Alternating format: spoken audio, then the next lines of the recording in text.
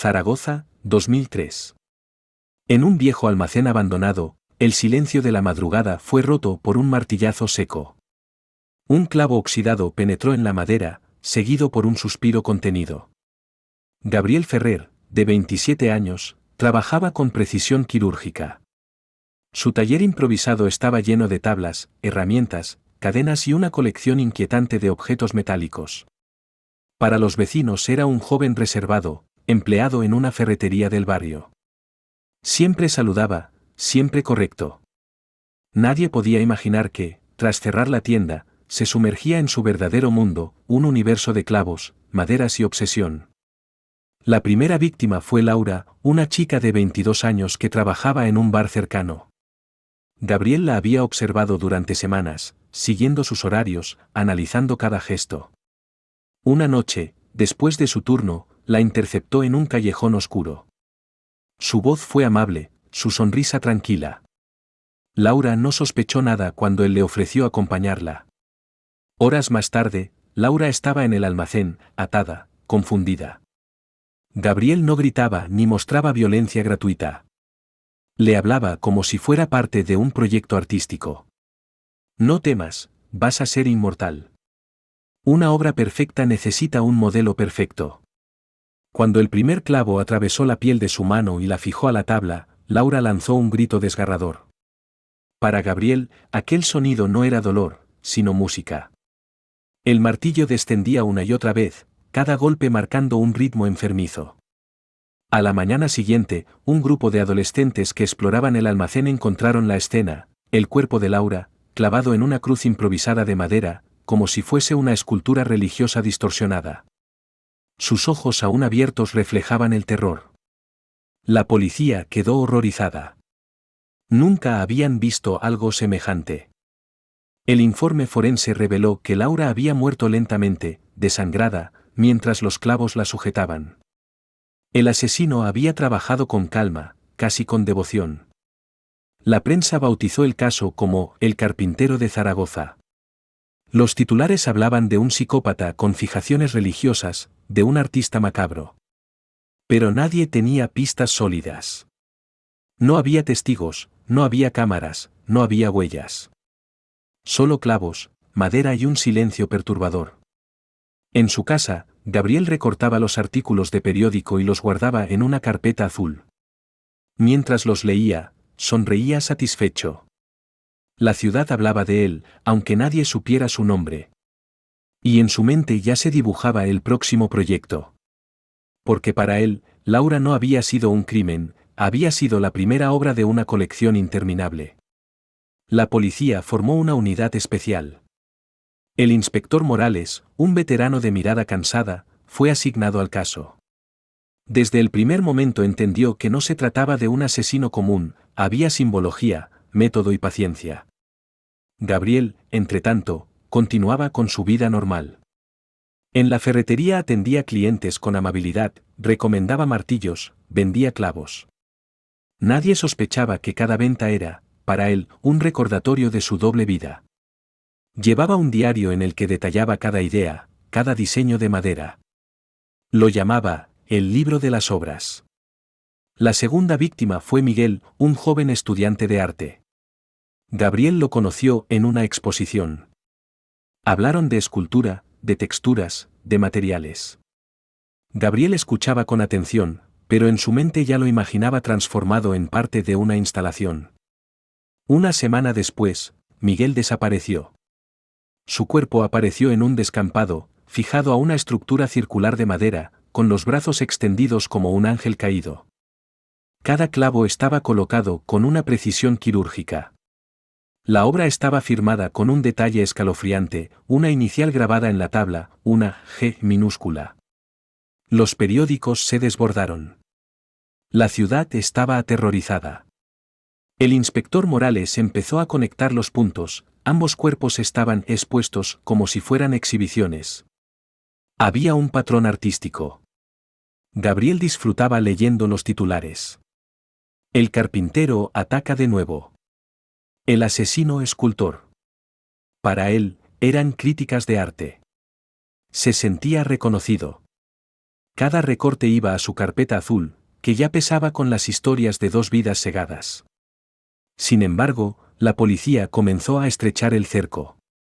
Morales pidió revisar todas las ferreterías del barrio, todos los lugares donde alguien pudiera tener acceso constante a clavos y herramientas. Gabriel, aunque nervioso, se sentía confiado. Había perfeccionado su máscara social. Su mirada inocente, su tono calmado, lo protegían. Nadie podía imaginar que detrás del mostrador estaba el monstruo que buscaban. Pero Morales tenía instinto. En su libreta anotó un nombre entre muchos, Gabriel Ferrer.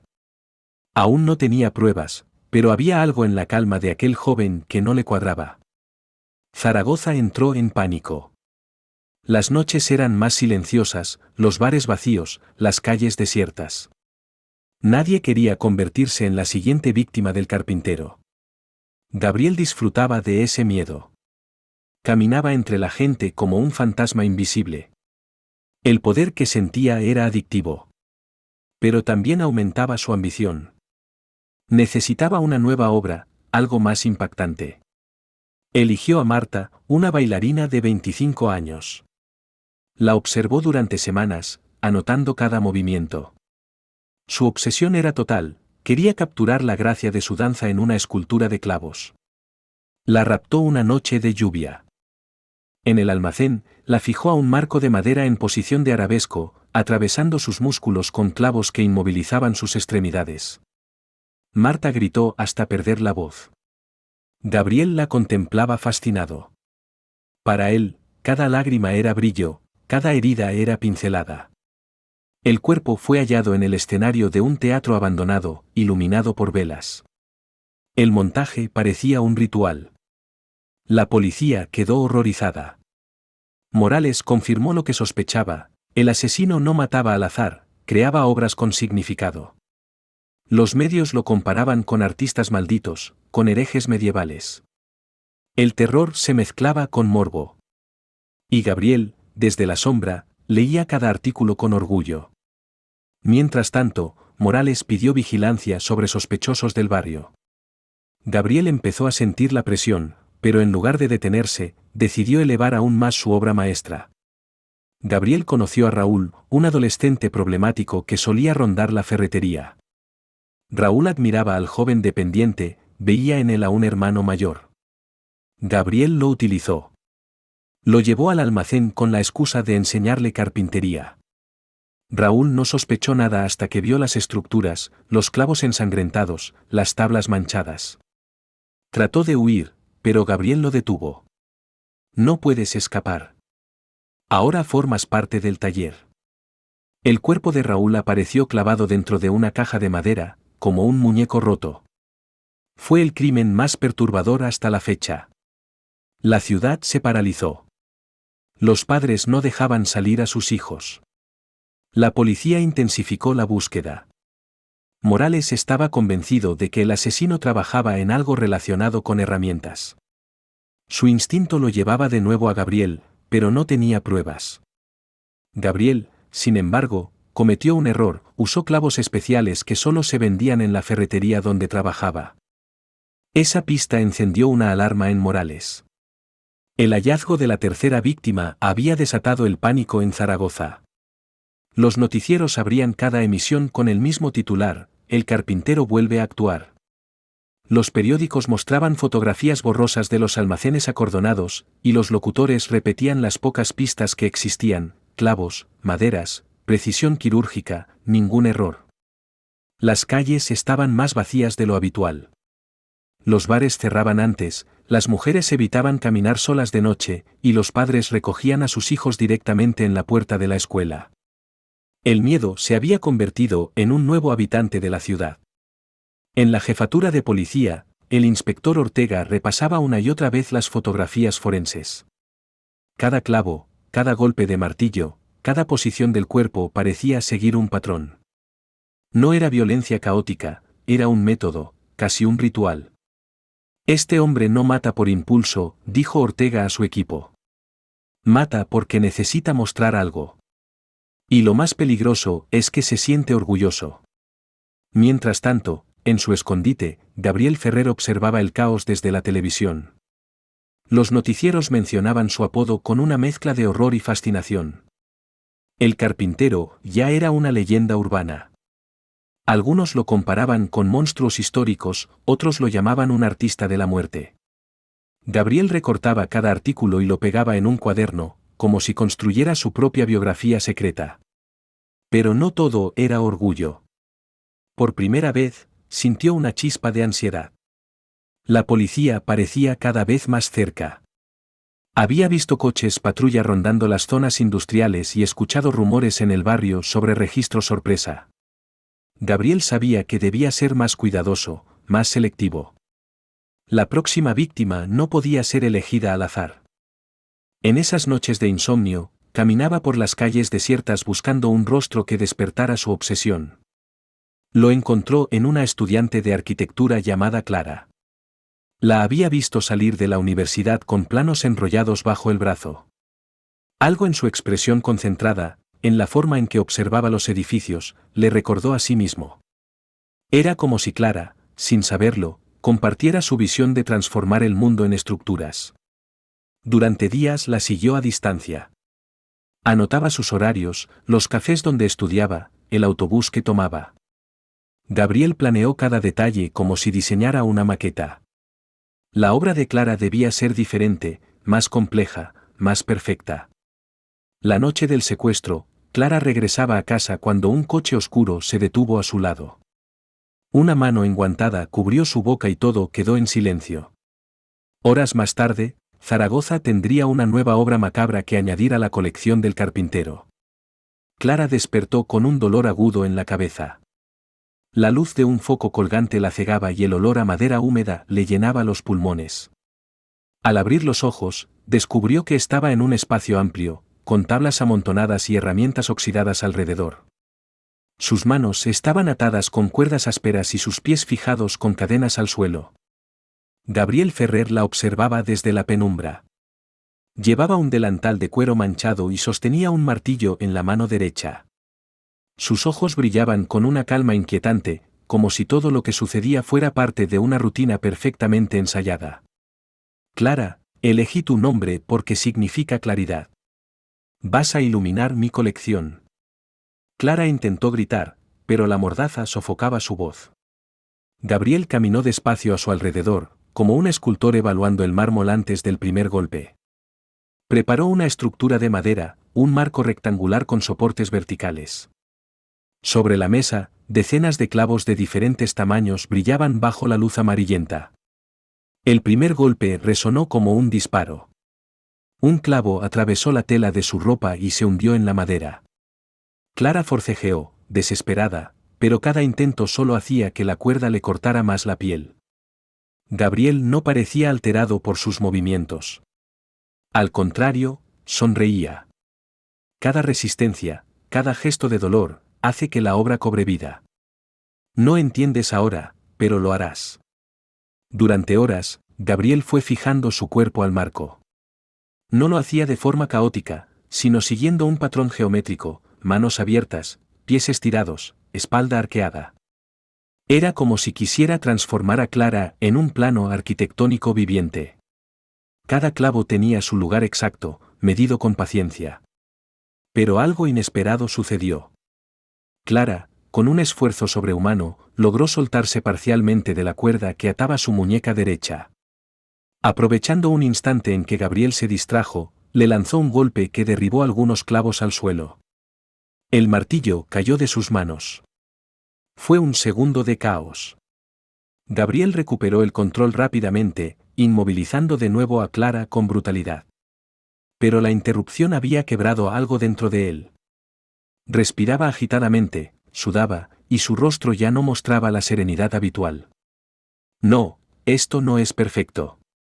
Una obra no puede rebelarse contra su creador, no puede. Gabriel, frustrado, dio un último martillazo y salió del almacén, dejando a Clara semiclavada, inconsciente, pero aún con vida. Fue la primera vez que no completó su ritual. La primera vez que dejó un cabo suelto. Horas más tarde, unos trabajadores que pasaban por el lugar escucharon un quejido débil. Encontraron a Clara y llamaron a la policía de inmediato. El rescate fue caótico, pero milagrosamente sobrevivió, aunque con heridas profundas y un trauma indeleble. Para la policía, Clara se convirtió en la clave. Había visto a su captor, había escuchado su voz, había sentido de cerca su método. Y lo más importante, Gabriel había cometido un error. La caza del carpintero estaba a punto de cambiar de rumbo. El testimonio de Clara cambió todo. Aunque estaba traumatizada, logró dar algunos detalles cruciales. Recordaba la voz de Gabriel, tranquila, pausada, con un acento zaragozano inconfundible. Describió también el olor del lugar, a humedad y madera vieja, y mencionó un sonido metálico constante, como cadenas arrastrándose. El inspector Ortega reunió a su equipo. Ya no es un fantasma. Tenemos una descripción, una metodología, un territorio. Vamos a acorralarlo. La policía empezó a registrar almacenes abandonados en las afueras de Zaragoza. Cientos de agentes participaron en las redadas, mientras la prensa transmitía cada movimiento. El miedo en la ciudad se transformó en expectación, todos querían ver caer al monstruo que había convertido su ciudad en un tablero de terror. Pero Gabriel no era ingenuo. Desde la televisión seguía cada noticia, cada conferencia de prensa, y sonreía con desdén. La caza no lo asustaba, lo inspiraba. Sentía que, cuanto más lo perseguían, más grande se hacía su leyenda. Si me buscan como a un animal, entonces merecen un espectáculo final, murmuraba mientras afilaba nuevos clavos. Pasaba las noches caminando por calles poco transitadas, como un cazador que estudia a sus perseguidores. Varias veces estuvo a punto de ser visto por patrullas, pero lograba escabullirse en callejones estrechos. En su mente, cada encuentro con la policía era parte de un juego de ajedrez. La tensión alcanzó su punto máximo cuando encontraron su escondite principal. Era un almacén en las afueras, lleno de maderas, clavos y estructuras a medio construir. En las paredes había recortes de periódicos pegados con precisión, como si fueran trofeos. Los agentes lo registraron con guantes y mascarillas, horrorizados por lo que vieron, dibujos de cuerpos clavados en diferentes posiciones, planos arquitectónicos manchados de sangre, y un cuaderno donde Gabriel había anotado frases enigmáticas como, «El dolor es la forma más pura de inmortalidad». Pero Gabriel ya no estaba allí. Había desaparecido horas antes, dejando solo un clavo fresco, clavado en el centro de la mesa, como una firma provocadora. La prensa se volvió loca. El carpintero burla a la policía, decían los titulares. Los ciudadanos estaban divididos, algunos temían salir de casa, otros lo comentaban como si fuera un personaje mitológico. Pero todos coincidían en algo, la ciudad estaba atrapada en una especie de duelo entre Gabriel Ferrer y el inspector Ortega. Clara, aún hospitalizada, vio la noticia y lloró. Sabía que el monstruo que casi la mata seguía libre, y con cada día que pasaba, el riesgo de que encontrara otra víctima aumentaba. Mientras tanto, Gabriel preparaba su próximo movimiento. Ya no se trataba de víctimas anónimas ni de experimentos artísticos. Su mente estaba enfocada en un solo objetivo, dejar una obra final que pusiera de rodillas a toda Zaragoza. Y para lograrlo, necesitaba algo más que madera y clavos. Necesitaba un escenario. Zaragoza vivía en un estado de sitio psicológico. Patrullas recorrían las calles noche y día, pero la gente sabía que la seguridad era solo una ilusión. El carpintero seguía libre, invisible, impredecible. Los periódicos hablaban de un posible desenlace, de un enfrentamiento inevitable entre Gabriel Ferrer y la policía. Gabriel, escondido en un sótano húmedo en las afueras, trazaba el plan más ambicioso de su vida. Sus cuadernos estaban llenos de bocetos, una estructura gigantesca de madera, semejante a un escenario teatral, en el que clavos, cadenas y vigas formarían una especie de altar macabro. No quería una víctima aislada. Quería algo que obligara a toda la ciudad a mirarlo. Una obra no existe sin público. Y esta vez, Zaragoza entera será mi testigo. Durante días reunió materiales, tablones robados de obras en construcción, clavos de diferentes tamaños, cuerdas y poleas. Trabajó sin descanso, obsesionado, como si la presión de la persecución lo alimentara en lugar de debilitarlo. Su fisonomía cambió, barba descuidada, ojeras profundas, pero en sus ojos brillaba un fuego incontrolable. El inspector Ortega intuía que algo grande estaba por ocurrir. Los patrones de Gabriel eran claros, cada crimen más elaborado que el anterior, cada escena más ambiciosa. Ortega reunió a su equipo y dijo con voz grave: no se detendrá hasta que consiga una obra que lo inmortalice. Y cuando lo intente, allí estaremos. La pista clave llegó de manera inesperada. Un guardia de seguridad reportó movimientos extraños en un teatro abandonado a las afueras de la ciudad, un edificio que había permanecido vacío durante años. Al revisar los alrededores, los agentes encontraron tablones recientes y clavos nuevos dispersos cerca de la entrada. Ortega lo supo de inmediato: ese era el escenario elegido por el carpintero. Mientras la policía preparaba un operativo, Gabriel ya tenía a su nueva víctima, un joven periodista que investigaba sus crímenes. Lo había atraído con un falso mensaje de denuncia y lo inmovilizó dentro del teatro. Allí, sobre el enorme altar de madera, comenzó a fijarlo con clavos uno a uno, como si fuera la pieza central de su obra final. El periodista luchaba desesperado, pero Gabriel murmuraba con calma: tú serás mi voz. A través de ti, toda Zaragoza me recordará. La escena era un espectáculo dantesco: tablas alineadas como columnas, cadenas colgando como cortinas, y en el centro, el cuerpo del joven convertido en figura principal. Gabriel no había dejado nada al azar. Su plan era simple: terminar su escultura viviente y luego dejar que la policía entrara, obligándolos a presenciar su obra antes de capturarlo o matarlo. Cuando Ortega y su equipo rodearon el teatro, escucharon el eco metálico de los martillazos retumbando en la noche. Cada golpe aceleraba el corazón de los agentes, conscientes de que estaban a segundos de enfrentarse al monstruo. Ortega apretó la pistola, respiró hondo y susurró: es hora de acabar con la leyenda. Gabriel, dentro, alzó el martillo una última vez. Sabía que el telón estaba a punto de caer. El asalto al teatro fue brutal. La policía irrumpió entre nubes de polvo y madera rota. Los focos iluminaron la escena: el altar gigantesco, el periodista clavado en el centro, y Gabriel Ferrer con el martillo aún en la mano, como un actor en pleno clímax. No disparen, quiero que lo vean, gritó, levantando los brazos. El inspector Ortega avanzó lentamente, apuntando directo a su pecho. Gabriel sonrió. Ahora todos conocen mi arte. No soy un monstruo, soy un creador. Un disparo resonó. El martillo cayó al suelo, rodando entre los clavos. Gabriel se desplomó sin pronunciar otra palabra. Su última mirada fue de orgullo, no de miedo. El periodista sobrevivió, aunque con cicatrices físicas y psicológicas imborrables. Clara, la víctima anterior, lloró al enterarse de la muerte del hombre que casi la destruye. En los días siguientes, Zaragoza respiró aliviada.